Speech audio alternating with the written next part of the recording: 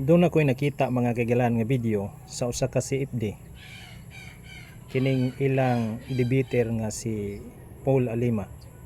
Sa dili niya pagka-move on mga kagalaan, gahimo siya video may tungod kang Mrs. White. Atong paminahon kung unsa iyang gisulti ug ato ning tubagon. Mao ni ang iyang video mga higala.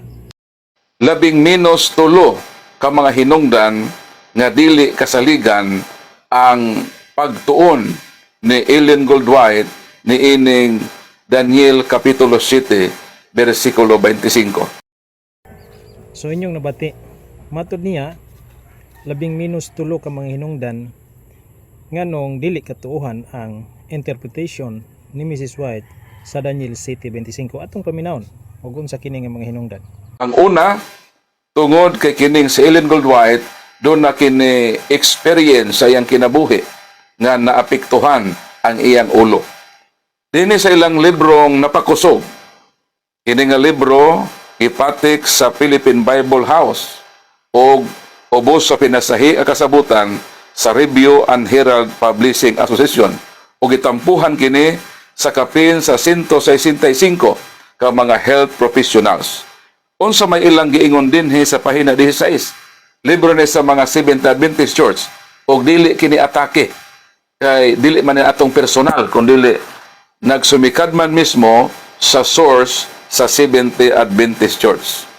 Si Ellen Goldwhite mato din ng maong libro gibuno siya sa bato sa ulo og ang resulta niini nawad-an siyag panimuot sulod sa 3 ka semana. So doon na siya gibasa mga higala nga libro, no?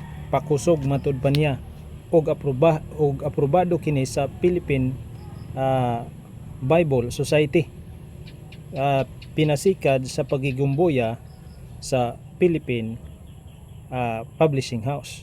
Kung imong tanawon mga kaigilaan, wala gyud libro ang Seventh-day Adventist ni ana. Tingali libro na sa mga offshoots.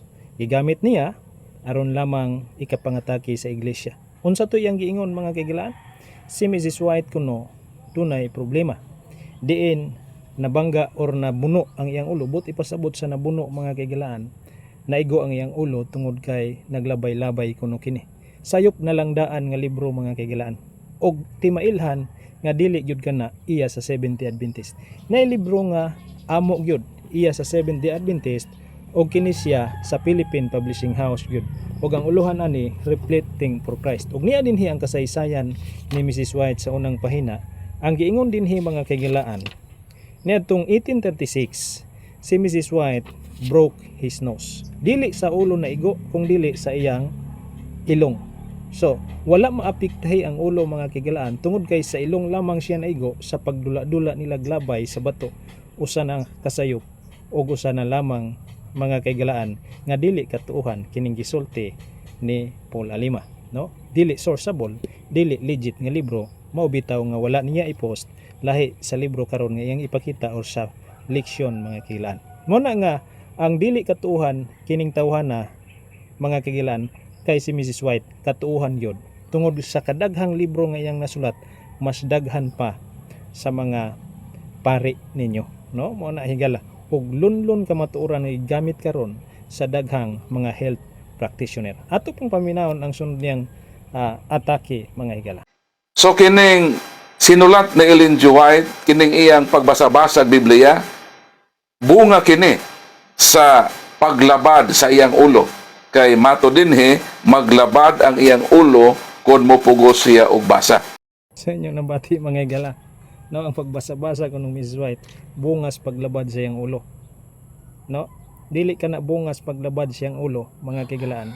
Bunga ka na sa gipadayag kaniya sa Espiritu Santo ngayang ibulgar nga ang Romanong Katoliko pagano ug dili kini mo'y dalan ug dili kini mo'y simbahan sa kamatuoran kung dili simbahan ka na sa pagpasalaag sa mga tao tungod kay naa diha ang tanang matang sa paganong tinuhan. Matong paminahon ang sunod yang video mga higala.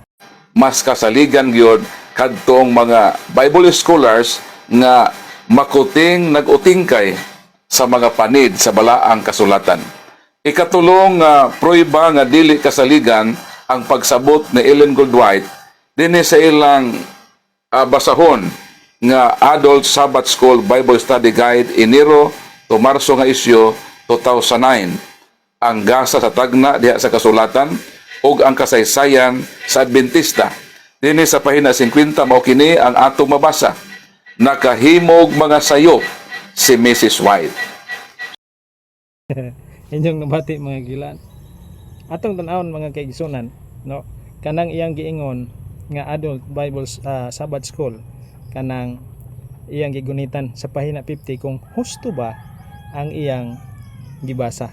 Wala ba na niya putla ug ibani ang mga gisulat niya. So mao ni siya mga higala, no, ang iyang gibasa Adult Sabbath School Bible Study Guide Enero ngadto sa Marso 2009. Ang uluhan ani ang gasa sa tagna diha sa kasulatan ug sa kasaysayan sa Adventista. Atong tan-awon ang pahina niini mga gilaan kung wala ba niya limbongi, no? Atong tan-awon mo ni ang maong pahina. So niara mga kigalaan, no, ang original nga nasulat nabasa ninyo, nag-ingon din ho ang pagkamanalagna kama natural na kama dili maghimo sa usa ka tawo nga dili masalaypon o walay sala. Klaro kay mga kagilaan nga gisyakoy ni Mr. Paul Alima ang kini nga sulat ug miingon siya, no, sa iyang sulat nga gi-quote niya ni ining libroha nga masalaypon kuno si Mrs. White. Wala mo ingon dinhi nga masalaypon kung dili mabasa ako usbon pagbasa ang pagkamanalagna natural nga dili maghimog usa ka tawo, no, dili maghimo ang Dios og usa ka tawo nga masalaypon kung dili ang himuon niya ang walay sala. Busa hunong na intawon higala, no, sa pagpamakak aron lamang ka, no, makapanglimbong sa mga tawo nga naminaw. Busa mo na inyong tigamnan mga kigilaan nga wala gyud katuuhan sa mga CFD kay ilag yung buhaton ang tanan aron lamang makapanglimbong ngadto sa mga tawo tungod sa ilang kapungot sa simbahan nga iya ni Ginoong Hesukristo. Diin mo na giingon sa Revelation 12 chapter 17 nga napungot pag-ayo ang yawa sa iglesia ug sa tanan nga mga tao nga nagbantay sa kasuguan sa Dios. Musa magbantay ta niining mga CFD mga kigilaan kan sila'y natumong sa kinaiyas yawa diin napungot sila pagmaayo kanato nga nagbantay sa kasuguan sa Dios tungod kay dili sila kadawat nga nagsupak sila sa adlaw igpapahulay og nabulgar ang ilang pagkadautan diha sa Daniel 7:25. Busa magmatngon ta mga kagilaan atong ipatigbabaw ang kamatuoran aron mao kini mulumpag ni anang Iglesia Katolika Romana, simbahan nga iya sa pagano mga kagilaan. God bless.